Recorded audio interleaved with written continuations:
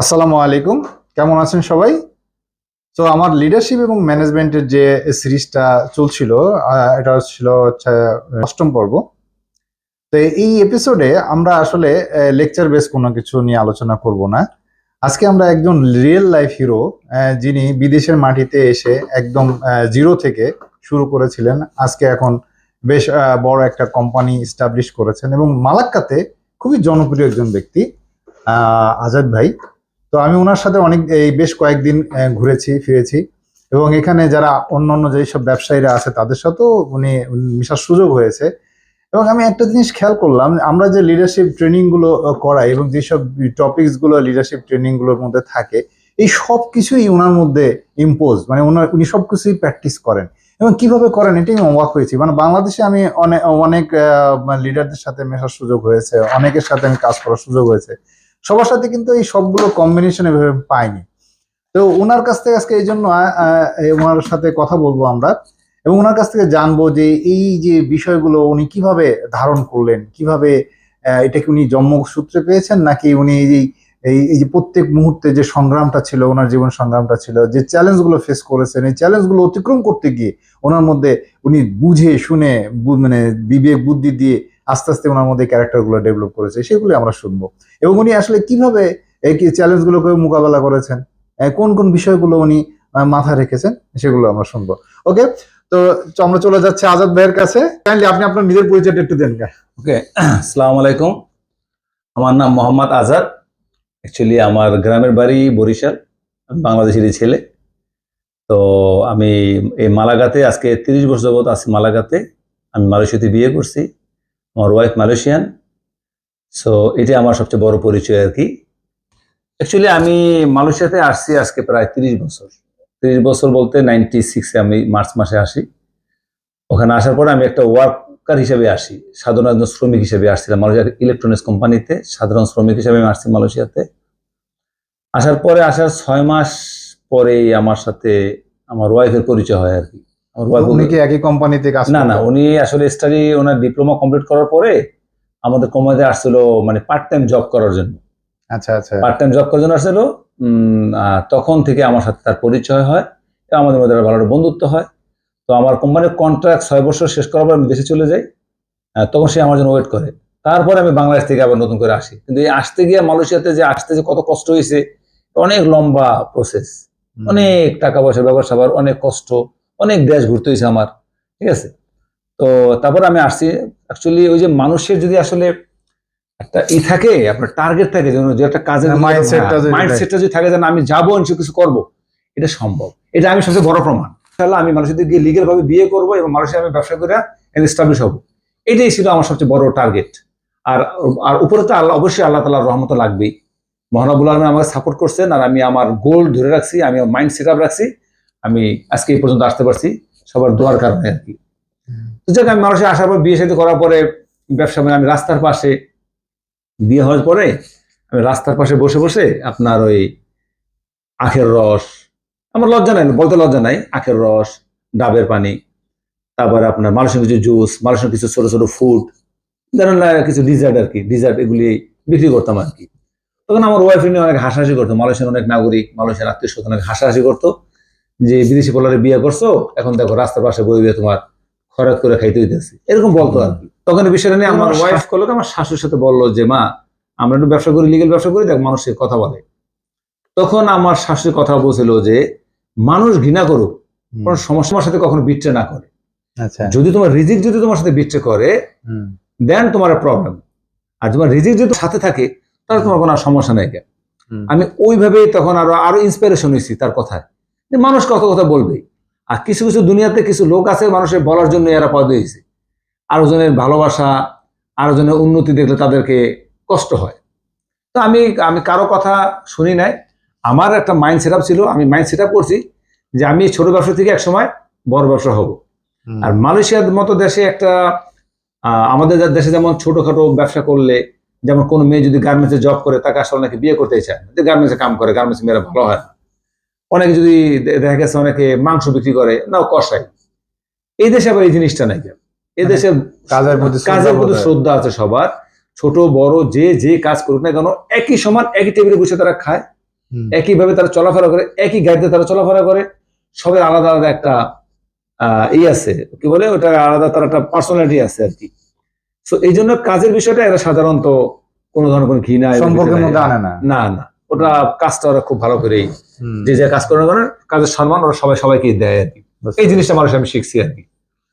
তো এরপর থেকে আমি ওই কাজটা করতেছি একসময় করতে করতে একসময় আমি আবার আমার ওয়াইফ, সে কম্পিউটার খুব ভালো কাজ জানে, আমি আবার চায়নার থেকে কিছু মাল ইম্পোর্ট করার ব্যবস্থা, এই কাজের ফাঁকে ফাঁকে রাত্রেবেলায় আমি টাকা পয়সা জমায় খুব কষ্ট করে ডেস্কটপ কম্পিউটার কিনছি। তখন কম্পিউটার অনেক ব্যয়বহুল, কি করবো, কম্পিউটার কিনছি। কেনার পরে আমার ওয়াইফের যেহেতু কম্পিউটারে সে এটার মধ্যে ডিপ্লোমা করছে, সে ভালো এটা বোঝে, তখন আমরা করলাম তখন কিছু অনলাইনে ব্যবসা শুরু করলাম, চায়নার থেকে কিছু প্রোডাক্ট আইনা মালয়েশিয়াতে বিক্রি করা অনলাইনে। তো এটা করতে করতে করতে করতে একসময় আমি ভালো একটা পজিশন চলে গেলাম, আমার ওয়াইফ ভালো মানে অর্ডার পেতেছিল আর কি। যেমন আমি মালয়েশিয়াতে মাল সাপ্লাই দিতাম, প্লাস আমার মাল ব্রুনাই পর্যন্ত গেছে, ব্রুনাই। আচ্ছা, হ্যাঁ আমার ব্রুনাই তো গেছে, হ্যাঁ ব্রুনাইতে মাল পাঠাইছি। এবং এখন তো এই ব্যবসাগুলি অ্যাভেলেবল হয়ে গেছে, আগে খুব কম লোকে করতো। আমি চায়নাতে গেছি, চায়নাতে যাওয়ার পরে কোম্পানি ভিজিট করার পরে আমি একটা বড় একটা লট আনছিলাম, লটটা আমি খুব ভালো দামে বিক্রি করছিলাম। এরপর থেকে ইকোনমিক্যাল প্রবলেম হলো মালয়েশিয়াতে, এই ডলারের মান কমে গেল, মালয়েশিয়ার রিঙ্গিটের মান কমে গেল।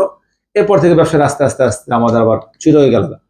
ওই ব্যবসা করে আমি 1 মাসের প্রফিট দিয়ে আমি একটা হোন্ডা সিআরবি গাড়ি কিনছি, 1 মাসের প্রফিট দিয়ে ডিপোজিট দিয়েছি আর কি। আর তখনকারও সিআরবি গাড়ি ছিল বেশ পপুলার, হোন্ডা সিআরবি পপুলার গাড়ি ছিল। তখন আমি ওটা যখন দেখলাম যে মোটামুটি ভালো ব্যবসা হইতেছে, তখন আমি বললাম আমার যে আগের ব্যবসাটা ছিল ওটা থেকে আমি আস্তে আস্তে আস্তে আস্তে আমি আরেক ব্যবসার মধ্যে কনভার্টের চেষ্টা করলাম। ওই যে আমার টার্গেট, আমার মেন্টালি একটা টার্গেট কাজ করতে, আমাকে ভালো কিছু করতে হবে, মাইন্ড সেট আপ করছি যে আমি ভালো কিছু করতে হবে। ওই যে আমাদের শাশুড়ির এলাকায় যে অনেকজন খারাপ খারাপ মন্তব্য করছে, তাদেরকে আমাকে এটা দেখাইতে হবে যে মানুষ চেষ্টা করে কিছু পায়। ছোট ব্যবসা করছি, দোষের কিছু না, এখন সামনে বড় ব্যবসা করতেছে আস্তে আস্তে। তো তখন তো তাদের ভিতরে একটা চিন্তাধারা আসতো যে আসলে তো সেই পোলা তো ভালো আস্তে আস্তে ডেভেলপমেন্ট করতেছে, যে বলে আগে রাস্তার মধ্যে ছোট ছোট ভাঙ্গা গাড়ি নিয়ে ব্যবসা করছে, আখের রস বেচছে, ডাবের পানি, সে এখন সিআরবি নিয়ে ব্যবসায় যায় বা চলাফেরা করে। এরপর থেকে আমার শুরু হলো আমার জীবনের গোল, আমি আমার জীবনের কিভাবে আমি গোলরে সামনে আগাবো আর কি। আমার ভীষণ আমার ভীষণটা তখন আমার ভালোভাবে কাজ করলো, আমার ওয়াইফ সে আমাকে পুরো সাপোর্ট করলো, আর আমি আমার এম নিয়ে আমি আগাইলাম। অনেক বড় অবদান, হ্যাঁ অবশ্যই অবশ্যই তার অনেক অবদান ছিল। তো আমি আগাইলাম, এই আগাইতে আগাইতে আজকে আমি ইনশাল্লাহ এই মালাগার ভিতরে আজাদ ভাই হিসাবে ভালোভাবে পরিচিতি আছে, আমার একজন ভালোবাসা আছে। তো এইভাবে আমি আমার ব্যবসার ডেভেলপমেন্ট করছি আর কি। এই যে এখন আপনার যে টোটাল অর্গানাইজেশন মানে কয়টা মানে আছে আর কি আপনার এই গ্রুপের আন্ডারে, মানে আজমাস শব্দটা কোত্থেকে আসলো? আচ্ছা, আমার আজমাস শব্দটা হলো কি, এটা ভেরি ইন্টারেস্টিং। এটা হলো গিয়ে আজাদ হলো আমার নাম, আচ্ছা AZAD আজাদ, আমি AZ মাত্র নিয়েছি। আর আমার ওয়াইফের নাম ছিল আসলে মাস্তিকা, মালয়েশিয়ার নাম মাস্তিকা, MASTIKA মাস্তিকা। ওখান থেকে আমি নিয়েছি, ওটা কাটছি হলো গিয়া মাস। তো আমার আজ ওখানে হচ্ছে মাস, এই আজমাস আমি অ্যাড করে আমি আমার কোম্পানিটা ফর্মিং করছি আর কি, রেজিস্ট্রেশন করছি মালয়েশিয়ান গভর্নমেন্টের খাতায় রেজিস্ট্রেশন করছি আর কি।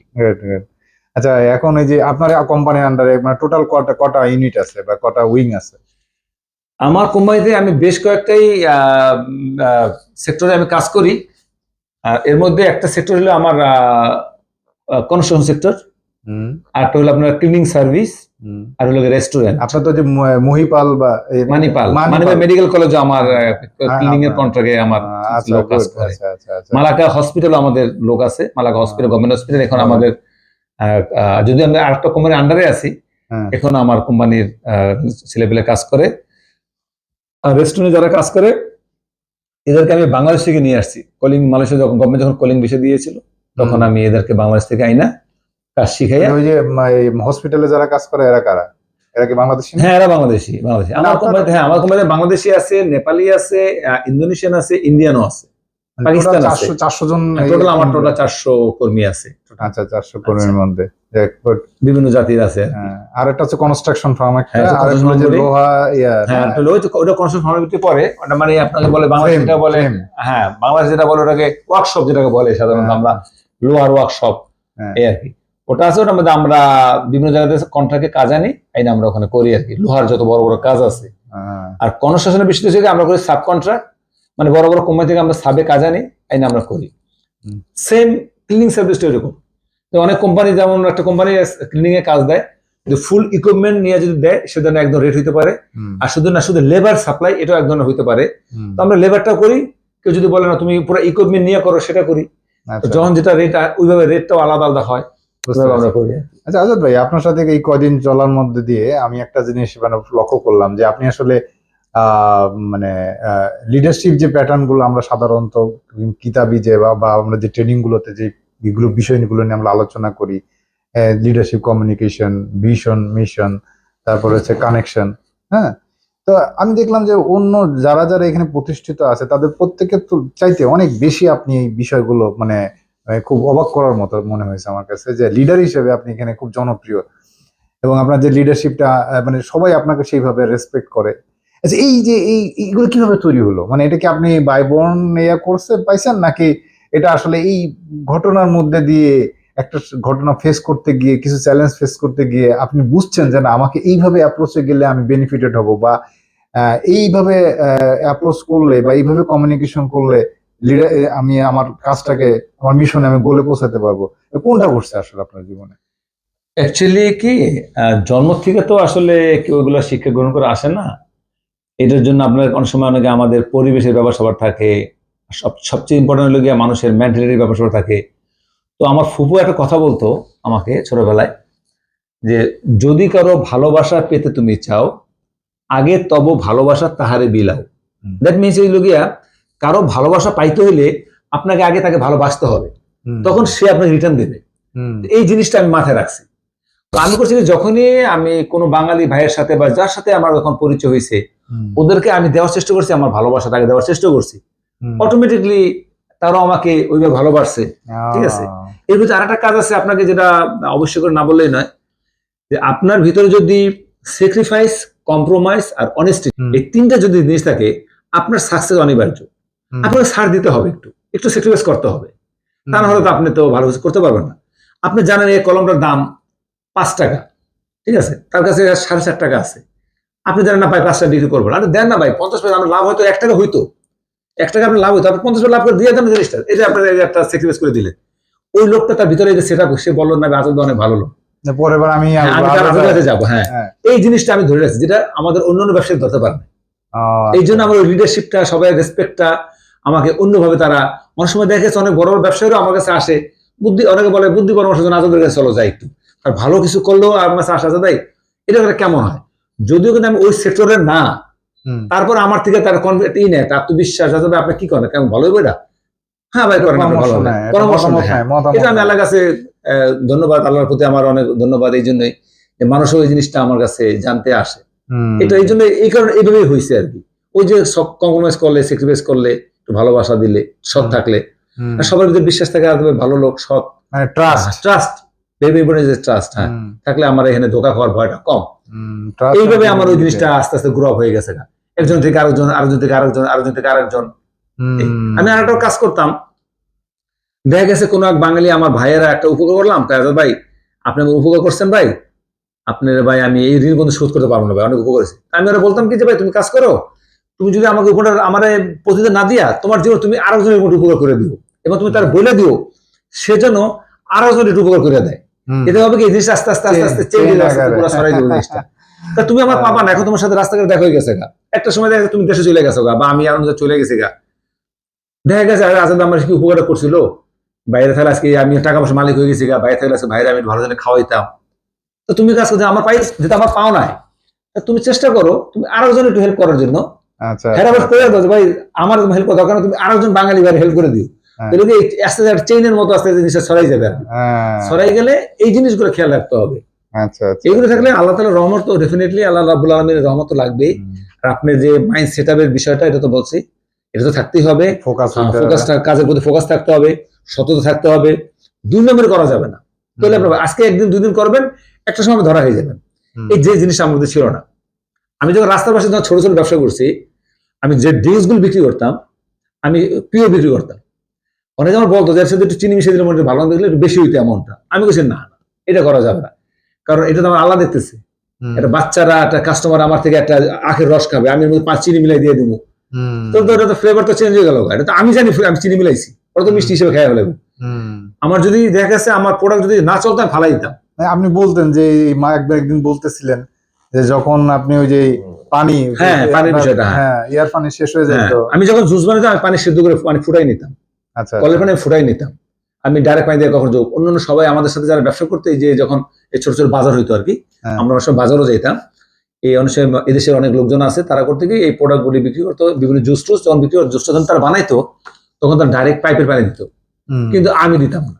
আমার ভিতরে ভয় থাকতো যে না, রব্বুল আলামিন তো আছে, সে দেখবে। তো আমি বাসায় করতে পানি ফুটাই নিয়ে যেতাম, গ্যালন বইরা বইরা জিয়ের বইরা বইরা পানি নিয়ে যেতাম শর্ট করে গেলে। তো এটা ভেরি ইন্টারেস্টিং একটা ঘটনা বলি। একসময় আমার এরকম পানির মানে জুসটা বানাইছি, এমন কাস্টমার চাপ ছিল, খুব গরম ছিল, ঠান্ডা জুস, জুস শেষ হয়ে গেছে, এখন আমার জুস বানাইতে হবে, পানি তো নাই। আমি এমন জায়গায় মানে মানে আমার দোকান এমন জায়গায় সেট আপ করছি, হুম, ওর পানি ছিল না, আচ্ছা, কিন্তু পাশে কিন্তু একটা আপনার ওয়াশরুম ছিল। হ্যাঁ তাই হ্যাঁ না? হ্যাঁ, তো অনেকে দেখতেছি ওয়াশরুম যাইতেছে, পানি আনতেছে, তারাও বানায়, আমার মতো জুস বিক্রি করে। পরে আমি বললাম যে আমার তো জুস বানানো লাগবো, আমার তো এখন টাইম আছে, আমি তো ইচ্ছা করে আরো 2-3 করে ব্যবসা করতে পারতেছি, ওয়াই নট, আমি আর একটু জুস বানাই। তো আমাকে পাশের এক লোক বললো যে তুমি যাও ওখান থেকে পানি নিয়ে আসো, ওখানে পানি আছে। আমি বললাম আমি ডাইরেক্ট পাইপের পানি দিয়ে জুস বানিয়ে দিব, ওর পাবলিক খাবে। আমি বললাম না। আমি সাথে সাথে আমার ওয়াইফে বললাম যে তুমি একটু ওয়েট করো, তুমি দেখো এটারে একটু, কাস্টমার বলো যে একটু একটু সময় লাগবে। ভাবি তখন সাথে হ্যাঁ একসাথে হ্যাঁ, আমার করতেন, ওয়াইফ সাথে ছিল। দোকানদারি একসাথে করতেন? হ্যাঁ, একসাথে। হ্যাঁ মানে আমার ওয়াইফ জব করার পরে হ্যাঁ আমার বাজার যদি বিকাল বেলায়, যখন বাজারে যেতাম তখন বিকাল বেলা হয়। হ্যাঁ এদেশে হয়তো যারা মালয়েশিয়া থাকে তারা জানবে, এটাকে বলে পাসার মালাম, হ্যাঁ যেটা আপনি হয়তো দেখছেন, আপনার হয়তো হ্যাঁ হ্যাঁ, দেখছেন দেখছেন বিকাল বেলা যে দেখছেন। বাজারটা বসে হ্যাঁ আর হ্যাঁ কি। হ্যাঁ তখন আমি আমার ওয়াইফে 5টা পর্যন্ত জব করতো, গভর্নমেন্ট জব। এরপরে সে করতো কি, তখন তো গাড়ি ঘোড়া ছিল না, তখন সে বাসে চলে যেত বা ট্যাক্সি নিয়ে চলে যেত আমার হুম, স্পটে। আমি একা যেতাম ওখানে গিয়ে, তখন আমার সাথে সে হেল্প করতো আর কি, আমাকে সাহায্য করতো আর কি। আচ্ছা এইভাবে আমরা আগেছি। তখন আমি করলাম কি, আমার ওয়াইফে দাঁড়া করে দিয়ে আমি দোকানে চললাম, হাইটে গেলাম, একটু বেশ দূরে 5-7 মিনিট লাগছে হাইটে যেতে, গিয়ে আমি 4টা মিনারেল ওয়াটার কিনে নিয়ে আসছি। 4টা মিনারেল মানে নিয়ে আসছি পরে আমার পাশের লয়, আমার যে ব্যবসা করে আমার দুটো দোকানের পরে, সে বলতো কি রে এটা কি করবে, মানে জুস বানাবো। কত এত দূর আছে, পানি তো আসছিল। আমি বলছি না, আমি ওই পানি দিয়া জুস বানাই। মানে কোয়ালিটির সাথে আপনি কখনো কম্প্রোমাইজ করেন কোনো না? সময় কম্প্রোমাইজ করেন, এই জিনিসটা, এই অ্যাটিটিউডটা আমার ছিল আগে থেকে। এবার আমাদের না, আপনার কিছু, এই অফিস দেখলেই বোঝা যায় যে সবখানে আপনি একটা হ্যাঁ, সুন্দর একটা রুচি, আমার কিছু মানসম্মত। কাস্টমার ছিল, এরা গভর্নমেন্ট সার্ভেন্ট, হুম, কিছু পুলিশ ছিল, কিছু সিটি কর্পোরেশন লোকজন ছিল। এরা জুসটা আমার থেকে বেশি নিত এবং আমাকে বলতো তোর জুসটা অনেক সুস্বাদু হয়। আমি বললাম দেখ, আমি কোয়ালিটি দিয়ে বানাই। তারা বলতো যে অন্য জায়গায় নিয়ে খাই, কিন্তু তোর মতো মজা হয় না, তোরটা কেন এত মজা হয়? তখন আমি বলতে কাকা, আমি ওদেরকে বলতাম যে হ্যাঁ, আমি দেখ চেষ্টা করি ভালো কোয়ালিটি দেওয়ার জন্য। আচ্ছা এই জন্য আচ্ছা, আমি যদিও বাংলাদেশি, সবাই মালয়েশিয়ার নাগরিক হ্যাঁ, বিক্রি করতেছে, এর ভিতরে আমি বাংলাদেশি ছেলে হিসাবে ওখানে ব্যবসা করে আমি আসছি আলহামদুলিল্লাহ, হুম, সহিভাবে, ভদ্রভাবে, ভালো, সবাই ভালোই পারছে আমাকে। ওই যে আমার একটা কথা বলছিলাম যে ভালোবাসা কাউকে দিলে ভালোবাসা পাওয়া যাবে। আচ্ছা আচ্ছা। আজাদ ভাই, এই যে বাংলাদেশের অর্থনীতি, আমরা তো সবাই জানি যে বাংলাদেশের অর্থনীতিটা অনেকটা টিকে আছে এই যে বাইরে যারা আপনাদের মতো যারা মানে বাইরে আছেন প্রবাসীরা, যারা মানে যে নিজেরা তো ইনকাম করছেন, পাশাপাশি আরো অনেক লোককে সুযোগ করে দিয়েছেন যাতে করে তারা আর্ন করে দেশে পাঠাতে পারে, এই রেমিটেন্সের উপরে টিকে আছে। কিন্তু আমি এখানে এসে দেখলাম, যতটুকু শুনলাম, যে এখানে আপনারা অনেক ধরনের প্রবলেম ফেস করছেন। তো এই যে এই প্রবলেম গুলো কাইন্ডলি একটু কি বলবেন, মানে আসলে কি কি ধরনের প্রবলেম ফেস করতেছেন, আর এখানে কি করার আছে? আর এখন তো আস্তে আস্তে আরো কঠিন হচ্ছে, আরো মানে মানে ইমিগ্রেশন রুলস গুলো, এবং এই রুলস এর ভিতরে থেকে কিভাবে ভালোভাবে এখান থেকে অর্থ উপার্জন করা যায়, সেটাকে কাইন্ডলি একটু বলবেন? ওকে, এখানে যে প্রবলেমটা হয়েছে, এখানে মালয়েশিয়াতে যারা বাংলাদেশ থেকে আসে, এরা দুইটা সিস্টেমে এরা লোক আসে মালয়েশিয়াতে। একটা হইলো গিয়ে কোম্পানির অরিজিনাল কাজ নিয়ে আসে, আর একটা আছে, যেমন আপনারা শুনছেন, হয়তো শুনে থাকবেন, সৌদির মতো ফ্রি ভিসা, ফ্রি ভিসাতে আসে। আচ্ছা, অ্যাকচুয়ালি মালয়েশিয়াতে ফ্রি ভিসা বলতে কোনো ভিসা নাই, এটা আসলে সম্পূর্ণ বোগাস কথা, মিথ্যা কথা। মালয়েশিয়ার লং টাইম থাকি, এখানে করে কি, অনেক কোম্পানি করে, অনেকে ছেলেপেলে আছে বা মালয়েশিয়ার নাগরিক আছে, বাংলাদেশিরা আছে, এখানে বিয়ে শাদী করছে, কোম্পানি ফর্ম করে এরকম দেখা যাচ্ছে 50 জন, 100 জন, 200 জন লোক নিয়ে আসলে ওরা করে ফ্রি ভিসা মতো ওদেরকে বাইরে কাজ করার দেয়া দেয়, অনুমতি দেয়। তখন করে বছর শেষে যখন ওরা ভিসা রিনিউ করার জন্য আসে, তখন এদের থেকে সার্ভিস চার্জ নেয়। এটাকে বলে আসলে ফ্রি ভিসা। ওরা যে তুমি বাইরে কাজ করে 5,000 টাকা বেতন পাও, 2,000 পাও, 3,000 পাও, 500 পাও, এটা দেখার বিষয় না। আর যারা কোম্পানির আন্ডারে ডাইরেক্ট জব করে, তারা কোম্পানির কাজই করে, তারা বাইরে আবার যাইতে পারে না, ঠিক আছে? আর বাইরে গেলে কোম্পানি আবার তাদেরকে রিপোর্ট করে দেয়। তো এখানে আমাদের যে বাঙালি যে প্রবলেমগুলি হয়, যেটা যেটা আমাদের অভিজ্ঞতা থেকে বলতেছি, যারা বাইরে কাজ করে ওরা যখন ভিসা যখন রিনিউ করতে যখন আসে তখন টাকা থাকে না এদের হাতে, খালি এসে মিথ্যে কথা বলে যে বস আমার কাজ নাই, আমি তো কাজ করতে পারি নাই, বৃষ্টি হয়েছিল, তারপরে আমরা অসুস্থ ছিলাম। অ্যাকচুয়ালি এগুলা কেস হলো খুব কম, 2-5% হয়তো হইতে পারে। আর ম্যাক্সিমাম কেসে এরা আসলে বিভিন্ন ধোকায় পড়ে তাদের টাকা পয়সা নষ্ট করে ফেলে। যেমন মনে কিরকম ধোকা, হয়তো আপনি বলি আমি একটু ক্লিয়ারলি, এখানে মানুষের সাথে লটারি বিক্রি হয়, কিন্তু সরকারের কিছু লাইসেন্স দিয়ে রাখছে চাইনিজদের জন্য, actually not for Bangladesh, not for Malaysian people. আর below 18 years not allowed to go there. কিন্তু তারা বাংলাদেশিরা করে কি, যায় ওখানে লটারি কিনে, মানে বড় লোক, মানে আপনি 2 রিঙ্গিত দিয়ে একটা লটারি কিনলে দেখছে 5,000 রিঙ্গিত, মানে বাংলাদেশের টাকাতে এখন টাকার অনুযায়ী 1.5 লাখ টাকার মতো। পরে চিন্তা করছে 2 টাকা দিয়ে পায়ে যদি যায় তো 1.5 লাখ টাকা পেয়ে গেল। কিন্তু এরা খুব কম সংখ্যক লোকে পায়, কারণ এই ব্যবসাটা অনলি ফর চাইনিজদের জন্য। কিন্তু আমরা বাংলাদেশিরা করে কি তখন ওই আগে প্রথম 2-3 টাকা দিয়ে 5 টাকা দিয়ে কিনে, এরপর করে কি 20 টাকা 50 টাকা 100 200 500 টাকা দিয়ে কিনা ফেলায়, কিন্তু লাগে না। কারণ অনেকে আগে বুঝায় যে তুমি 2 টাকা কিনলে খাইবা 5,000 রিঙ্গিত পাবে 2 টাকা, তুমি 500 টাকা কিনো তাহলে অনেক মিলিয়ন টাকা পাই যাবা। ওটা ওদের ভিতরে কাজ করে। তখন করে কি তারা ওইটা গিয়া কেনার পর দেখা যাচ্ছে লাগে না, রাতে বেলা মাথা থাকবে, আরে ভাই কি ভরে গেল, 500 টাকা গেল। এইভাবে করে অনেক বাঙালি ছেলে পেলে দেখা যাচ্ছে 10 জনের ভিতরে একজন পাইয়ে গেল, যে পাইয়ে গেল সে তো পাইলই, তার সাথে বাকি যে 9 জন থাকে তারা মনে করে 2-3 মাস ধ্বংস হয়ে গেল, কারণ ও পাইছে আমি আমার পাইতে হবে। লোকটা কাজ করে বেশি। ইদানিং যেটা দেখা যাচ্ছে এরা মোবাইলে গেম খেলে, মোবাইলে ক্যাসিনো গেম খেলে, যদি মালয়েশিয়ার পুলিশ ওটাও ধরে এই বিষয়টা নিয়ে, এরা গেম খেলে, গেমে ওই যে পয়সার লোভে বাসায় ডিউটি করার পরে এরা বাসায় যায়, বাসায় মোবাইল বসে বসে গেম খেলে, সকালবেলা ঘুমোতে কাজ করতে যেতে কষ্ট হয়, এই তাদের জীবনের একটা তখন একটা প্রবলেম ক্রিয়েট হয় আস্তে আস্তে, গেমও টাকা হারায়। এইসবের কারণে আপনার অনেক ছেলে পেলে বর্তমানে ওই এজেন্টের মাধ্যমে ভিসা লাগাতে পারে না, তখন তারা ইলিগেল হয়ে যায়। আর একটা প্রবলেম আমাদের বাঙালির যেটা সচরাচর ফেস আমরা দেখি, এরা মানে স্থিরতা রকম, ওই যে আমি একটা বলছি যে মাইন্ডসেট, এদের মাইন্ড এরা সেট আপ করতে পারে না। এরা চায় তাড়াতাড়ি, মানে রাতারাতি বড় লোক। এরা আসছে মানুষের 6 মাস হয়েছে, 1 বছর হয়েছে, এরা চাইতেছে 1 বছরের ভিতর তারা পুরান যে বাঙালি যারা 4,000-5,000 টাকা বেতন পায় তাদের মতো বড় হতে চায়, মানে ওদের কাছে চলে যাচ্ছে। কিন্তু এটা সম্ভব না। আমি যেমন আমার নিজের প্রশ্নটা বললাম, রাস্তার পাশে বসে বসে আমি আখের রস গ্যান্ডের মালয়েশিয়ান মেয়ে বিয়ে করে উন্নত দেশে, আমি তো চিন্তা করি না। আমার তখন তো আমাদের অনেক বাঙালি ছিল, অনেক পয়সাওয়ালা ছিল, কিন্তু আমি তো এক্সচেঞ্জ করতে চেষ্টা করি না, আমি যেন করতে গেলে আমি পেয়ে যাবো, আমি পারবো না। কারণ ওই যে আমার আগে যারা ব্যবসা করছে তারা তো অনেকদিন আগে থেকে মালয়েশিয়া আছে, আমি নতুন আসছে মালয়েশিয়াতে। এখানে থাকতে মানুষের কালচার বুঝতে হবে, মানুষের ভাষা বুঝতে হবে, মানুষের গভর্নমেন্ট পলিসি জানতে হবে ভালো করে, এবং কি নিয়মে ব্যবসা করতে হয়, কি লাইসেন্স লাগে এগুলো জানতে হবে। আমি এই সময়টা আমি ওখানে দিছি। এখনকার ছেলেপেলেরা ওরা আইসেই চায় তাড়াতাড়ি বড়, 1 বছরের মধ্যে মানে বড় মিলিয়নার হতে চায়, আর তখন এই বিশাল বিপদে পড়ে। আর বিপদে শুধু পড়ে না, অনেকে মারা যায় হার্ট অ্যাটাক কইরা, এই টেনশন করতে করতে, দেশে চাপ থাকে, ঋণ করে, তারপরে আপনার অনেকে সুদে করে টাকা দিয়ে মানুষের আসে। আমার কমে অনেক ছেলে পেলে এইভাবে মারাও গেছে, প্লাস এমন ছেলেপেলে আছে আর ভিসা লাগাতে পারে না। যেমন রিসেন্টলি 2-3টা পোলাপান পালাই গেছে, আর ভিসা লাগাতে পারে, টাকা নেই, তারা বাইরে কাজ করে, আসছে বস আমার ভিসাটা তো লাগানো দরকার। আমি বলছি না, কোম্পানি তোমাকে টাকা সাথে ভিসা লাগিয়ে দেবে না, কারণ টাকা তো তুমি কোম্পানি দেবে না, টাকা দিবে আসলে গভর্নমেন্টকে। তো গভর্নমেন্টের লেভি চার্জ আছে, ইন্স্যুরেন্স আছে, মেডিকেল আছে, সকসো একটা ইয়ে আছে, মানে ওটা হলো বছরে দিতে হয়। হ্যাঁ, এটা মান্থলি, ওটা দিতে হয় বছরে। আর সকসোটা আর ইপিএফটা প্রতি মাসে দিতে হবে, এটা মালয়েশিয়াতে ম্যান্ডেটরি, এটা দিতেই হবে, তা নাহলে আপনি ভিসা লাগাতে পারবেন না। এটা পলিসি নতুন করছে মালয়েশিয়ান গভর্নমেন্ট। সকসোটা কি, আপনার কাজের স্পটে যদি আপনি কোনো অ্যাক্সিডেন্ট করেন, আচ্ছা, ঠিক আছে, তখন এটা এই সকসো কোম্পানি আপনাকে ওইটারে ট্রিটমেন্টের জন্য ওই টাকাটা দিবে। এটা অন কাইন্ড অফ ইন্স্যুরেন্স। যদিও আমাদের একটা ইন্স্যুরেন্স একটা আছে, যখন ভিসা রিনিউ করতে ইন্স্যুরেন্স আছে, তারপর গভর্নমেন্ট আবার আরেকটা ইন্স্যুরেন্স অ্যাড করছে, ওটা কভার না করলে এটা কভার করে, মেডিকেল ইন্স্যুরেন্সের মতো। আর ইপিএফ থেকে এরকম এমপ্লয়মেন্ট প্রভিডেন্ট ফান্ড, এটা বাংলাদেশেও আছে। আপনি যখন দেশে চলে যাবেন আপনি টাকাটা ক্যাশ করে নিয়ে যেতে পারবেন, ভালো পলিসি। এটাও দিতে চায় অনেক বাঙালি, আমি 60 টাকা করে দিব না, কিসের টাকা মানুষের সরকার টাকা দিব না, ফেরত দিব না, এর অবহেলা করে। কিন্তু তারা এটা বোঝে না, এই টাকা না দিলে তোমার ভিসা তো এক্সটেনশন দেবে না গভর্নমেন্ট পলিসি। তুমি কত টাকা স্যালারি পেতে, স্যালারির উপরে বেসিস করে 4% দিতে হবে গভর্নমেন্টকে, 2% দিবে মানুষ, কোম্পানি দিবে 2%, আর ওয়ার্কার থেকে কাইটে নেবে না হবে 2%, খুব গ্রোস স্যালারি থেকে, নট বেসিক থেকে না, কিন্তু গ্রোস স্যালারি। কিন্তু এদেরকে বোঝানো হয়েছে, অনেক কোম্পানি বুঝে তোমরা তোমাকে বেসিক স্যালারি থেকে দিয়ে দাও, আসলে না বেসিক না, গভর্নমেন্ট বলছে গ্রোস স্যালারি থেকে, তোমার টোটাল স্যালারি, এটা গভর্নমেন্ট আইডেন্টিফাই করার জন্য কে কত টাকা বেতন পায়।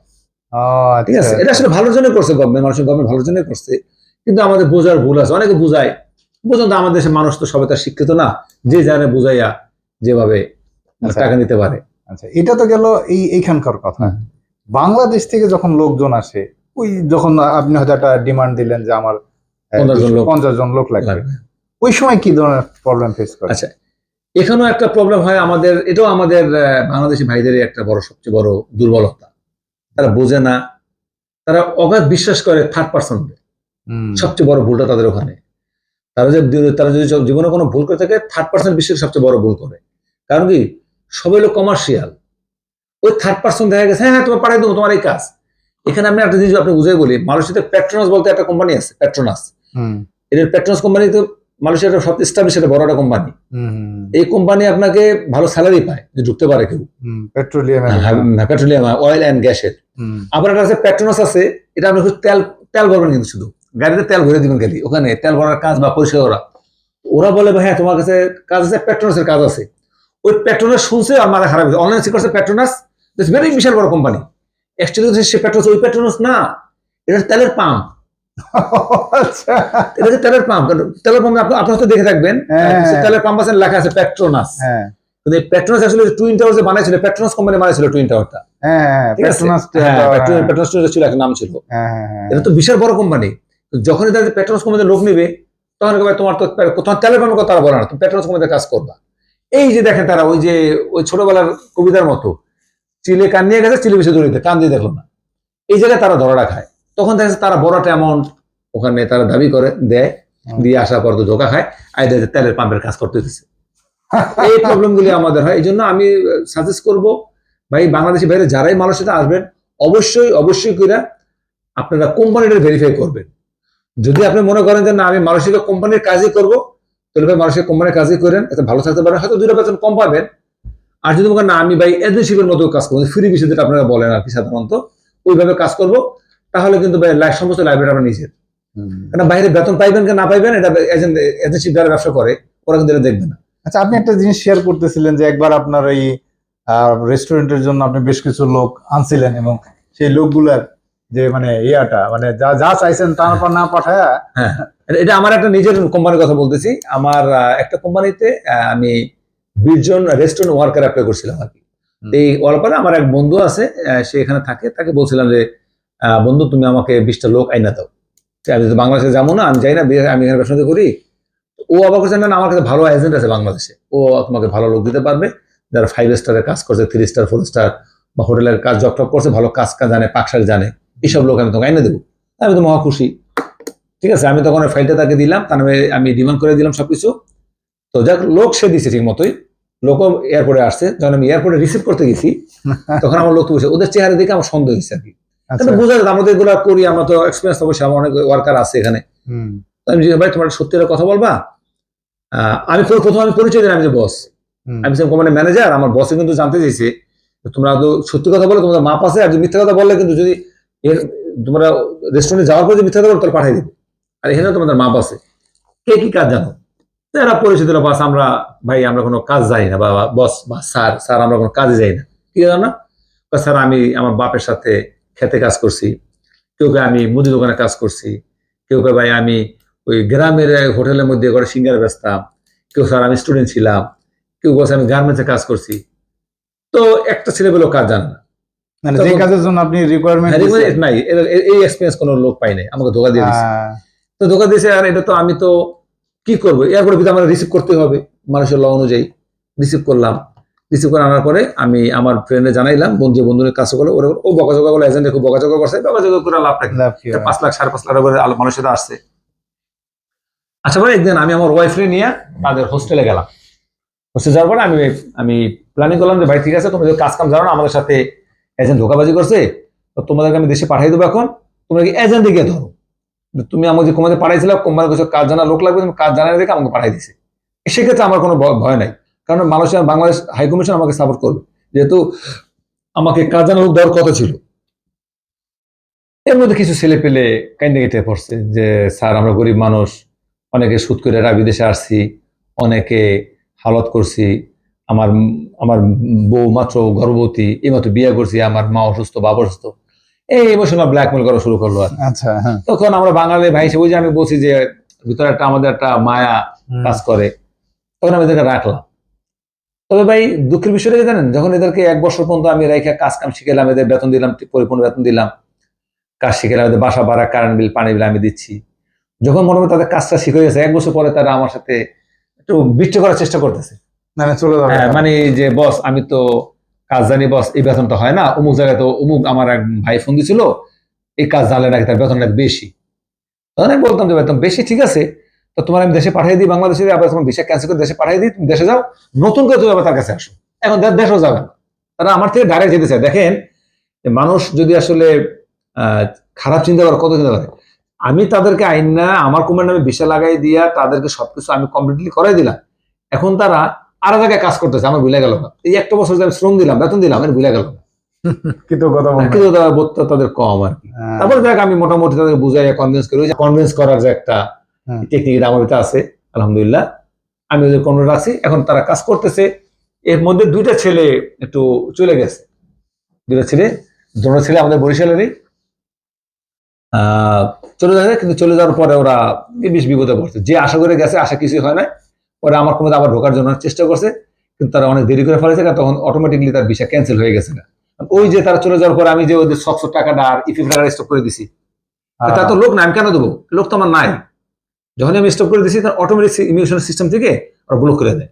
আমার একটা পুলিশে রিপোর্ট করতে হয়েছে যে রাহুল গান্ধী পালাই গেছে, আমি রিপোর্ট সাবমিট করে দিছি। এই প্রবলেমগুলো অনেক বাঙালির হচ্ছে, হয় তো লোভ, সামান্য লোভের কারণে তারা ধরা খায়, বিপদে পড়তেছে। মানে একটা বেসিক চরিত্র না? হ্যাঁ, একটা চরিত্র। আজাদ ভাই, এটা তো গেল বাংলাদেশ থেকে যারা আসে তাদের প্রবলেম, আর এখানে যারা এসে এই যে বিপদ, মানে যে কি ধরনের প্রবলেম ফেস করে সেটা জানলাম। এখন আমাকে একটু বলবেন কি, যে বা যারা শুনতেছে তাদের উদ্দেশ্যে, যে আসলে যারা মালয়েশিয়া আসতে চায় তাদের আসলে কি করা উচিত, তাদের জন্য আপনার উপদেশটা কি? ভাই আমি যারা বাংলাদেশ থেকে যদি সামনে আবার এখন মালয়েশিয়াতে, বাংলাদেশে নতুন মালয়েশিয়ার গভর্নমেন্ট আসছে, আমি তাদের কাছে রিকোয়েস্ট করব, এবং আমাদের যে বাঙালি ভাইয়েরা আসবে মালয়েশিয়াতে, তাদের কাছে আমার একটা রিকোয়েস্ট থাকবে, ভালো করে যাচাই করে যেন তারা মালয়েশিয়াতে আসে। অবশ্যই অবশ্যই করে কোনো থার্ড কোনো পার্টির থেকে কোনো নিউজ শুই না যে টাকা পয়সা দিয়া জমা দিয়ে আসবে, এটার জন্য আমি রিকোয়েস্ট করবো আমাদের বাংলা ভাইদেরকে, না করি যে আপনি এভাবে করবেন না। অবশ্যই আপনার কোম্পানি ভেরিফাই করবেন, যেহেতু বর্তমানে আপনি জানেন যে সবার হাতে হ্যান্ডফোন আছে, নেটের জমানা, আপনি ইচ্ছা করলে একটু একটু কষ্ট করলে আপনি জানতে পারতেছেন। তো আপনি থার্ড পার্টির কাছে সেটাই জানেন যে ভাই অমুক জায়গায় গেলে আমার কেমন হবে, এটা জানতে পারেন, কিন্তু আপনি যে যাবেন সেটা বলা দরকার নেই। যখন এই যে একটা থার্ড পার্টি যদি বুঝতে পারে আপনি বিদেশে যাবেন, তখন সে গেম করবে কিভাবে তাকে কনভিন্স করে তার কাছে টাকাটা নেওয়া যায়। এটা না করে আপনি চেষ্টা করবেন ওদের মাধ্যমে, থার্ড পার্টি যদি আপনি না বুঝেন না জানেন, কোনো থার্ড পার্টির মাধ্যমে চেষ্টা করবেন যে আপনি মালয়েশিয়া যদি যান, কোম্পানিটা লিগেল কিনা, কোম্পানির কাজ আছে কিনা, কোম্পানিটা এস্টাবলিশ কিরকম, কোম্পানির মালয়েশিয়ান লোক না চাইনিজ, না মালয়েশিয়া, না ইন্ডিয়া, না বাংলাদেশি, এই দুটো ভালো করে ভেরিফাই করবেন। কোন ধরনের মালিকের কাছে আসলে সবচেয়ে ভালো? মানে অ্যাকচুয়ালি মালয়েশিয়াতে সবচেয়ে কোম্পানি, ম্যাক্সিমাম কোম্পানি তো চাইনিজ কন্ট্রোল করে, চাইনিজরাই তো করে। তো মালয়েশিয়াতে কোম্পানি অনেক কম, এরা হয়তো অল্প কিছু লোকজন আনে। আর বাংলাদেশিদেরও সাধারণত ব্যবসার এজেন্সি টাইপের ব্যবসাটা আমাদের বাংলাদেশিদের বেশি। এজেন্সি বলতে যেরকম ওই যে আপনি বলছেন ফ্রি ভিসা টাইপস, এটা আমাদের বাংলাদেশিরাই সবচেয়ে বেশি করে। আর যারা কিছু লোক আছি যে আমরা ডাইরেক্ট কন্ট্রাক্ট এনে কাজ করাই, এটাও আছে, অনেক বাঙালিরা করতেছে, কম কম। আবার অনেকে আছে নতুন নতুন বিয়ে করছে, এই দেশে এসে নতুন বিয়ে করছে, আমরা তো অনেক পুরানো, নতুন বিয়ে করছে, বিয়ে করার পর জানে যে এর মধ্যে ভালো একটা ব্যবসা, এখন একটা লাইসেন্স কইরা ওয়াইফ লাইসেন্স করে এখন তারা ব্যবসা শুরু করে দিল। আদৌ তারা আসলে তো স্কিলটা কম থাকে। আমরা এই ফ্রি বিশ্বাস ছেড়ে দেওয়ার পরে নানান ঝামেলা হয়, টাকা পয়সা কালেকশন করে, তারাও মানে দেখা যায় আমাদের মতো একটু স্বাচ্ছন্দ্য থাকতে চায়, তখন এই প্রবলেমগুলি হয়। সাফারটা হয় গিয়ে আমাদের এই বাংলাদেশি ভাইয়ের, এটা থেকে অবশ্যই করে তাদেরকে একটু, তাহলে প্রথম কাজ হলো যে তারা প্রথমে আগে জানবে যে আসলে তার কোথায় যাচ্ছে, এবং কাজের ধরনটা কি, আসলে এই কাজের জন্য তাদেরকে নেওয়া হচ্ছে কিনা এটা কনফার্ম হবে। কিন্তু এটা কনফার্ম হবে কিভাবে? মনে করেন আপনি লোক নিচ্ছেন, আমি তো আসতেছি একটা দালালের মাধ্যমে, হ্যাঁ, আপনার সাথে আমার ডাইরেক্ট কন্ট্যাক্ট করার কোনো সুযোগ নাই, সেটা কি? আমরা যখন ডিমান্ড লেটার ইস্যু করি, এর মধ্যে অ্যাড্রেস থাকে। ও আচ্ছা আচ্ছা, ডিমান্ডের উপরে অ্যাড্রেস থাকে, আপনারা বলবেন যে থার্ড পার্টিকে বলবেন বা কোনো এজেন্টকে বলবেন বা যে দালাল ডিমান্ড নোটিশটা আমাদের যে কোনো ডিমান্ডটা দেন বা একটু। আচ্ছা, ডিমান্ডের মধ্যে ফোন নম্বর দেওয়া থাকে, ইমেল দেওয়া থাকে, আপনি ইচ্ছে করলে যোগাযোগ করতে পারেন। জাস্ট হ্যাঁ, কিন্তু আপনার আসার আগে জানতে হবে আপনি কি ভিসা আসতে কিভাবে আসতে চান। আপনি কি কোম্পানির লিগেল কাজ করবেন নাকি আপনি ওই ফ্রি বিষয়ে কাজ করবেন, এটা আপনি ভালো করে ভেরিফাই করে আসতে হবে। যদি আপনি ফ্রি বিষয়ে কাজ করেন, আচ্ছা ঠিক আছে, মাইন্ডসেটটা এরকম হ্যাঁ, মাইন্ডসেট থাকতে হবে। কারণ কি আপনি ফ্রি বিষয়ে করেন, কিন্তু দেখতে হবে এজেন্ডা কি ধরনের। আপনাকে মিষ্টি কথা কইলো যে ঠিক আছে প্রতি বছর ভিসা রিনিউ করার জন্য আপনাকে লাগবে 5,000 টাকা, আপনি আসলেন আপনি বললেন যে 8,000 টাকা লাগবে, আপনি ধরা খেয়ে গেলেন 3,000 রিঙ্গিত বেশি, তাহলে আপনি টাকাটা কোথেকে দিবেন? এই জন্য ওই ফ্রি ভিসার এজেন্টদেরকে একটু ভালো করে ভেরিফাই করতে হবে। যেহেতু মালয়েশিয়াতে কোম্পানির নাম থাকে, আপনি 2-4 বন্ধু বান্ধব আত্মীয় স্বজন থাকলে জানতে পারবে কুয়ালালামপুর অমুক এজেন্ট আছে, মালাকাতে অমুক এজেন্ট আছে, জোহরবাদ অমুক এজেন্ট, কেমন ভাই লোক ভালো কিনা। অবশ্যই 5 জায়গায় খবর নিলে আপনি জানতে পারবেন। মানে চেষ্টা করলে জানা যাবে ভাই, আমরা তো জানছি, তো আমরা তো এইভাবে জানছি। মানে আপনাকে আগে সবার আগে এটা কথা হলো যে যেখানে যার মাধ্যমে আসেন তার কাছ থেকে আগে ডিমান্ড নোটিশ, হ্যাঁ ডিমান্ড নেবেন, হ্যাঁ, বা তার থেকে আপনি একটা অ্যাসুরেন্স চাবেন যে ভাই আমি যদি এরকম ধরা খাই বা আমার যদি একজন এরকম ভালো হয়, আপনি আমার কি অ্যাসুরেন্সটা দেবেন, এইভাবে বলেন। যেহেতু তারা আপনাদের থেকে একটা বেনিফিট নিচ্ছে, আপনার থার্ড পার্টিতে আটকে ফেলান, মানে একটা দলিলের মতো করেন, আপনি এবার একটা কাগজপত্র করেন যে ভাই আমি যদি আপনার কথা মতো যদি হয়, ওকে আমার নো প্রবলেম, আমার কোনো কম আমার কাজ না দুক এজেন্ট, নো সমস্যা নেই, আমি আমার কাজ খুঁজে করবো। কিন্তু আপনি বছর প্রতি বছরে তার ভিসা রিনিউ করতে লাগবে 5,000 রিঙ্গিত বা 5,500 রিঙ্গিত, এর থেকে যদি বেশি হয় আপনি দেবেন, আপনি লিখে দেবেন। তখন দেখবেন যারা এগুলি করে, ও আবার করবে ওর সাথে যার লাগে লিঙ্ক, এর সাথে আলাপ করবে, ও আবার মেইন মালিকের সাথে আলাপ করবে, এই যদি লিঙ্ক হয়ে যান তখন আপনি ধরা খাবেন না, তাহলে আপনি ভয় থাকবে। কারণ যে কাজটা লোকটা পাঠা বেশি খেলায়, তাহলে আমি তো ধরা খেয়ে যাবো, আমার হাতে চাপ দিবে, তখন করবে মেইন মালিকের থেকে অরিজিনাল খবরটা পাই যাবেন। আপনি ভেরিফাই না করেন, হ্যাঁ রে ভাই ব্যাপার না, আমি ফোন করে আমার বন্ধু ফোন করে কই দিলে চলবো না, তারপরে লিখে দেন আপনি, সমস্যা নেই। এইভাবে একটু টেকনিক্যালি করতে হবে, তাহলে আপনারা আর ধোকা খাবেন না। দেখ আলহামদুলিল্লাহ। তো যাই হোক, আমাদের আজকের আলোচনা প্রায় শেষের পথে। তো আমরা আসলে দোয়া করব আজাদ ভাইয়ের জন্য, যাতে আজাদ ভাইয়ের আর ব্যবসাটা আরো অনেক বড় হয়, এবং আজাদ ভাই যে একটা 400 লোকের একটা বিশাল পরিবারকে এখানে তার কর্মসংস্থানের সুযোগ করে দিছে, একটা ভালো রিজিকের ব্যবস্থা হচ্ছে তার মাধ্যমে আল্লাহর তরফ থেকে। আমরা দোয়া করবো যাতে করে এটা আরো মানে বাড়ে, এবং উনি আরো অনেক লোককে এই মালয়েশিয়াতে কাজ করার সুযোগ করে দিতে পারেন ইনশাল্লাহ।